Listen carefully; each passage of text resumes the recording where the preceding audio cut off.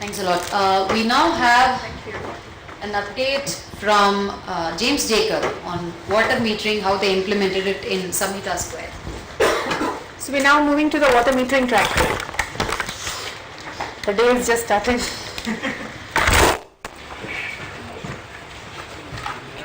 Actually, there is, I think some of Vishwanath's presentations has that explanations about pricing, and we had that discussion last time when Avinash was there in the last water workshop.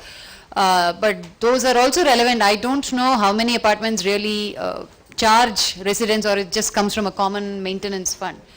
But Avinash had a very nice, like an Excel sheet based on which you calculate the cost of water and how you price it. Even if it's a common amount, you divide it, but you kind of show people how much they're consuming and how it varies from month to month.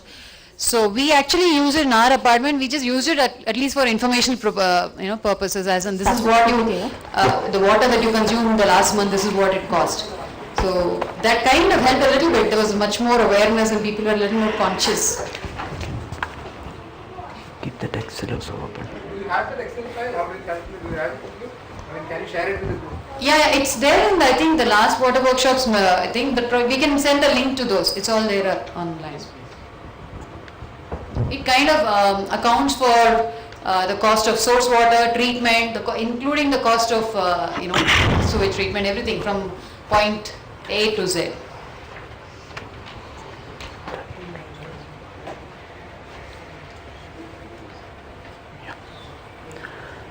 Good afternoon, everybody.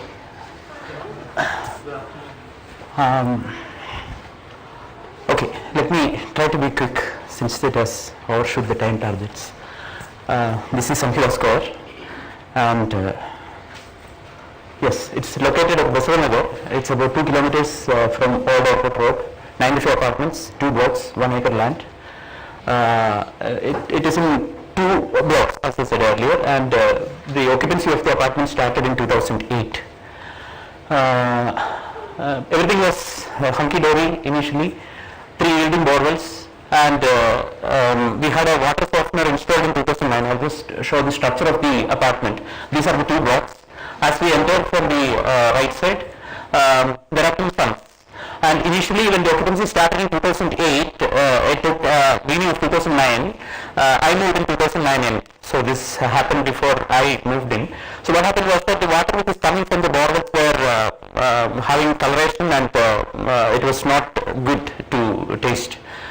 Mainly the coloration was the disapproval factor. So what happened was that they have installed a softener there, which is there in the next slide. Yeah, this is by ion exchange. It's a 2-cylinder softener, the second cylinder being the resin compartment, the first one being a 3-stage filter. So this was installed. So in the previous this one there are 2 sumps. One is the sump. One is a larger sump to which the borewell output was connected, and the second sump was a smaller sump, which was supposed to be used when the Kaveri supply comes.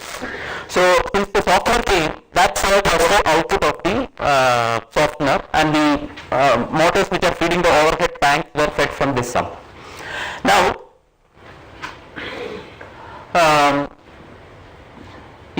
so 2011 it was peaceful. The entire requirement of the apartment was met by the borewell themselves.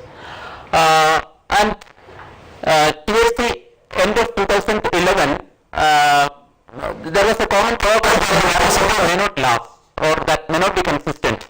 So somebody had initiated this idea of rainwater harvesting, and we were discussing about that.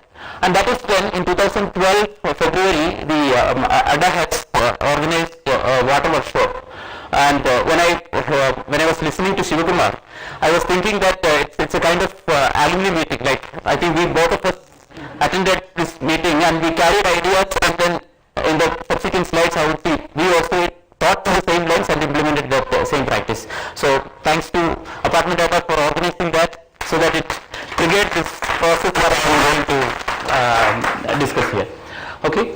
Now we decided to execute the rainwater harvesting project, and ironically in 2012 this changed, and we faced problem with water shortage. I mean, like, the borewell yield generally came down, and also the electricity consumption was going up because there was no control on the borewell. Borewell was, motors were working just based on the borewell sump, which never worked because the borewell sump was not getting filled. So the electricity consumption was going high. And that is when we decided, okay, let us take the first step and do the rainwater harvesting. So this is the terrace what we have.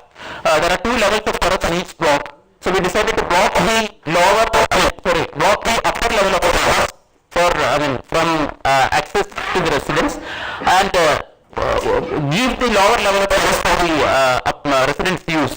So we constructed separate, in this figure, whatever is put in blue, they are coming from the terrace which is not having the access to the residents. Whatever is coming in green, that is from the terrace which is accessible by the residents, and those red marks are from the private terraces which we didn't take it. So I'll just quickly go through this one. This is the rainwater harvesting system we have to put. Anyway, Srikumar has explained that in detail. Basically, we also follow the same principle, like we install the rainy filters, and then the filtered water directly routed to the sump, which was again going through our softener, which is again a 3-stage filter. So basically, we were substituting the borewell water with the rainwater, which worked well, and we didn't have any issues. And to the question what Sir has asked, let me say that the entire residents in our apartments are living proof that the RWH water is usable. So don't worry about that. For the last 2 rainy seasons we had used, whenever it rained, the rainwater what we have collected through this system. So there is no reason to worry. And this is the recharge which we have dug in our area. Okay, so this is the cost of that, which approximately tallies with what Srikumar has worked out. Totally it was 4,30,000, apartment share was 4,532. Now comes the interesting picture. So rainwater harvesting was completed in June 12, and in that rainwater is categorized. What I observed is that Bangalore itself, the rain distribution is quite regional. I would be getting, I am in NGO, I would be seeing that the area is heavy rain, the pathways are blocked, but when I reach home, there is not even a single drop of water. Single drop of rain on that area. So on that season we got only 7 rainfalls, and what happened was that by September 12 we were again facing that water shortage, and there was much of snow and dry, and we decided to source water by tanker. Till that time we were not sourcing water by tanker, we were dependent on the borewell and the rainwater harvesting, but in September 12 we had to go for tankers, and the maintenance cost at that time was 2,000 rupees. We increased it by 700 rupees for exclusively for the tanker supply, and that was going on. But even the tanker supply was unable to meet the requirement, because see, in any apartment, if there is a disruption in the water, then that goes into a vicious loop, as many of you would have experienced. Because when there is a disruption, people know that the water is not sure, and they collect. They store it in big drums or buckets for their use. And when the water comes again to the well, that water is thrown off and again there.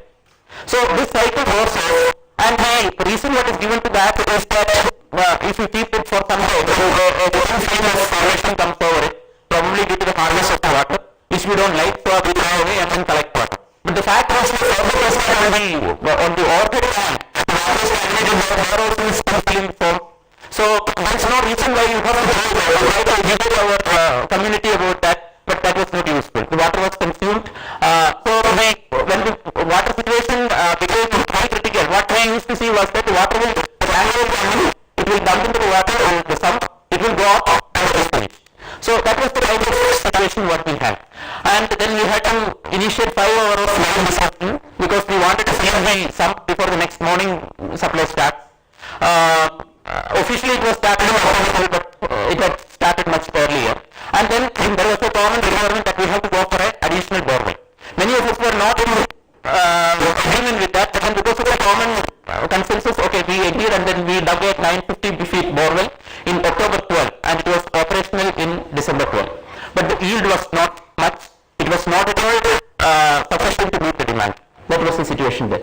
And this is the reaction from the community in the form of emails, which many of you would be familiar with. If you go through this one. So the common understanding is what is the association doing about it? We are suffering. So there are a lot of things which we ourselves know that is possible. And the interesting fact is that when all things were going on, when I'm taking a right stroll or I'm just going around, I see that at least 2 toilets will be leaking for the entire night. Because to come out, when you press the flush button, it doesn't get closed properly. And we put how many number of notices when we circulated various around asking people to take care of this one. Just what you have to do is to press it once and ensure that it is closed. But that is forgotten.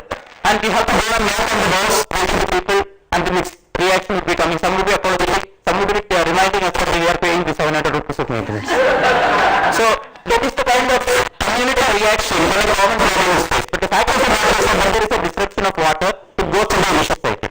And in the next slide, this is the typical example what we had faced. Deal the tanker race. Sorry?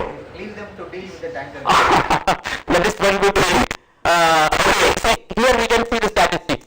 From October 12, when we started taking water from the tankers, we agreed that every weekday we will be taking 3 tankers, every weekend it will be 5 tankers. So totally 100 tankers per month, 700 rupees into 95, approximately that. So that is what we had been religiously doing, and see every month it is 110, 111 like that. And the electricity consumption that started from 9,000 units, it varied, and in the month of December 12 when we put the borewell, the other borewell had the new borewell was 950 feet deep, and it increased the electricity bill. It went to 10,774 and 10,650 to that extent it was going. So then one suggestion came, and we installed timers for the borewell. To that time we have not I'll show that figure in the last slide of this presentation. We installed timers for the borewell, and see, the thing is that when the borewell water runs continuously, after some period of time, water is very less. So there is no point in operating the borewell. Just keep it switched off, leave it rest so that it can operate after some time. So that is the principle what this timer is enforcing, and once that was enforced, the supply again, the consumption again came down, but still the condition was that we were having 5 and then 8 hours of disruption of water, because from March onwards we have to give additional 3 hours. Because after the noon demand, we were unable to meet the evening demand without a disruption, so the water disruption went from 5 hours to 8 hours. And at that time, we proposed this idea of water metering. Because we had before this idea, even before the borewell was started, nobody has agreed to that. But then since the reality hit, people agreed to this one and then said, okay, let's go with water metering. And our constitution was to order is having no compartments. Although the Kaveri system was not there, the builder has put one compartment for the Kaveri and another for the main. And we decided to keep them as separate circuits and provide 2 individual meters for each apartment. And the biggest challenge was in modification of the plumbing in tune with the water metering requirement. Because typically this is what you would see. On the right hand side, sorry, left hand side, you would see the common plumbing what is given to the apartments. It's a single vertical line which is feeding all the and implemented by. So basically it is joining all the inlets to each apartment, putting a common meter and then feeding it from the tank. This is the circuit what it looks like. Okay, so we started the metering in the month of, work on the metering in the month of June, and these are some of the photos. This is how the plumbing line is routed, and it is taken to a chamber where the meters are located, and that is distributed to the individual apartments. And at the beginning, as you can see here, and at the end of this main line, we have to the white furnace, which is this kind of an arrangement, which filters the solid particles, which is still escaping our filter unit, and that is getting cleaned when the overhead tank is getting cleaned. Okay, so we, as a part of our project, we also trial on several meters, because we were not sure which type of meter will be suitable for our apartment. So what we invested by connecting that to our plumbing lines and observed the performance over a period of 1 month, and then took a calibration for measurement of the volume what it is giving, and it is getting registered there. And then finally we selected on that first meter because of 2 main reasons. One, it was sturdy and it was giving accurate reading among the others, and also because of the fact that it is giving that kiloliter reading on the digit dial itself, whereas the other meters are the last digit is coming in this. So it needs a little bit of expertise to take that reading and tally it out. So there was no answer operation that which is manufactured by Champal water meters. So we went for that. And for the kitchen line, I mentioned that we are maintaining it as two different circuits, and this we used as a 3.5 3/4 inch meter for the main line, and a half-inch meter was used for the kitchen line, which is of this make, Kranti make. You have 2 meters for each house. Yes, because that single line from the Kaveri tank is only for the kitchen, near to the sink, that we want to get it separate. That is why we have to go for a separate support and a separate meter for that. So each apartment is only having 2 meters. What was the cost of each meter? The 3/4 inch meter was costing around 1,800 rupees, and the smaller meter was costing around 700 rupees. For the whole apartment, 95 flats, you procured about 200 meters. Correct. Yeah. Okay, this is the structure of a meter. There are two different types of meters, class A and class B. We used class B, which is actually a magnetic meter, whereas class A is a horizontal connection, which is run by the gears. Okay, so in June we have started the metering work, and by September we put it on trial, and October and the second block was also completed. We announced the formal trial to the residents. We told that from this week to this week we will be monitoring the consumption, we will be giving you the consumption details so that you can plan accordingly, and from November onwards we will start metering. And one interesting phenomenon what we have observed is that you can see a continuation of the previous slide here, 110, 115. Since in June 13 and July 13 we were again facing the shortages and people were crying, and also the metering work was started. We decided to increase the number of tankers which we are taking in, and we were supplying it without putting the brake from August onwards. We reduced the number of hours, and in September and October when we were doing the trial, we have also announced that the trial is going on and the consumption has started reducing. And in November when we actually started the metering, again the consumption has started reducing. See here you can see in September 30th it was 619 liters per apartment per day, and it reduced to 547 liters, 495 liters, and now it is almost at the range which is being maintained. So why that was not happening earlier is because of a sheer awareness which is underlined by a bill that was going to the apartment. So when we started sending this bill, or even during the trial session, people became aware of how much the consumption is. Earlier they were not willing to accelerate the consumption and then reduce it, but once these charges were put on that, automatically that reduction happened, the control happened. And see here, from September onwards, we stopped the water restriction. It was 24-hour supply, and the electricity consumption also you can see here, from the lines of 8,000, 9,000 units, now it has come to 5,000, 6,000 units. Simply because the borewells are now being judiciously utilized. And subsequently we got from December, we have ROE also, and you can see the reduction in the tanker supply here. And it has come to this level. This also was not because I just want to maintain the tanker. Because we were thinking that in the summer if we have to bring in the tanker, then we don't have to go out over an outright supplier. But in April 14 we have started the tanker and then the supply stopped. But thereafter we are not using the tanker, but still the residents' full requirement is met by the borewell as well as the Kaveri supply water is coming in now. So from a consumption level of 130 tanker, now it has come to a mere 60 or 55 liters of tanker, but we are able to give the continuous supply of water to the residents' requirement. So that is what we could achieve, and that itself was the proof that the objective was met. And let me just, another 2-3 slides, let me just finish that. Okay, so one bigger question when it went to the trial stage was how to fix the tariff. So there were several methods, but I took the easy way out, I would say. What I did was that I was the treasurer of the apartment association. What I have the details of what we were prior to the metering. I put the metering tariff in such a way that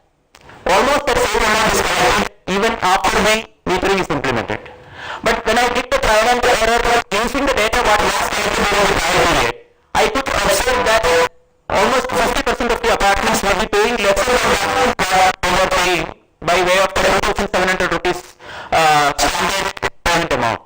And it proved to be true in the actual data that was extracted. Even though the consumption reduced, even now more than 50% of the apartments are paying lesser than 2,700, whereas only 40% are paying more than 2,700 by way of the increased consumption. But the rule is that the act is on. If you reduce your consumption, you save. So that is what has clicked. And here also this tariff structure we have proposed in such a way that if you go above the normal consumption limits, then you will have to pay more, which is the standard strategy which including TWSSP everybody adopts. And we even constructed a small calibration arrangement anticipating that there will be complaints that the meters are faulty. So this calibration arrangement we used for testing the meters in our trials, and to one or two residents who complained that the meters are not working well, we have connected this faucet to that and then filled the 5 liter water up in bucket and showed that it is 5 liter. The reading is also almost 5 liters, which is plus or minus 2% is what is the accuracy what is committed by the meter manufacturers. It was well within that. So those complaints also were settled. Okay. Now, for those who are considering the water metering implementation in their apartment, I mean, the one point that I anticipate from the builder community is that, see, that I told you that the biggest challenge was in modifying the arrangement in line with the metering requirement. If that is done when the apartment is constructed, then there is nothing like it. The community is having a lot of advantage. Apart from the metering sustainability, the metering implementation easiness, the other advantage is that each apartment is having its own separate water, so that the water supply of the apartment can be more and any water can be carried out without disturbing the others. But if that separate line to each utility point that is built at the apartment construction stage, there is nothing like it. I wish the builder community are more aware about this one and then they incorporate that in this stage. Of course, they can sell it as a unique selling point. They can show the prospective clients that yes, the plumbing structure is done like this, which would be advantageous for them in the future. Sir, you missed the morning session. We discussed this. There was I am sorry. I was not in the morning session. I am sure that it would have been handled. Yes. And for the apartments who are considering the water metering implementation, study the apartment plan layout, visit the maximum number of installations, and take the because there is no unique solution for this. There would be nuances that will take to the apartment.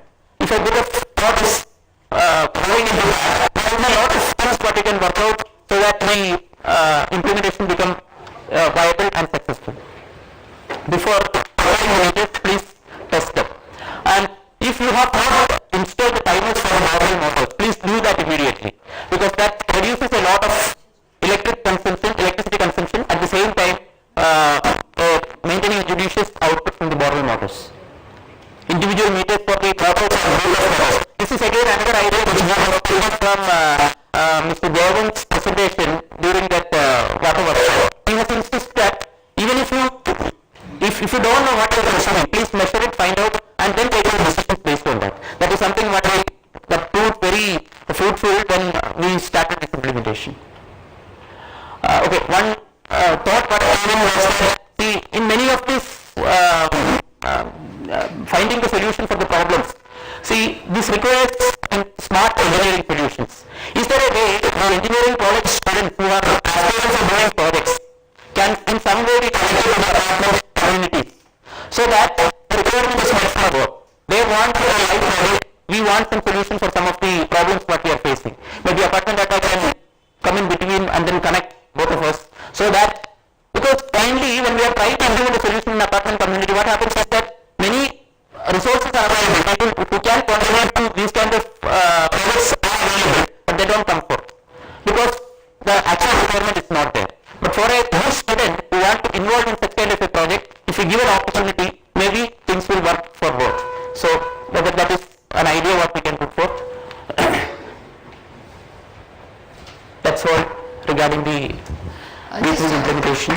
Thank you, Jacob. Can we just hold off to the questions? If you have any, we'll have it together after the next session, which is Innovations in Water Metering by Kasturi Rangan. Your name and number, please. Name, James Jacob. Email would be better because I may not be able to take all the I calls. request Mr. Nambia to present him with a bouquet.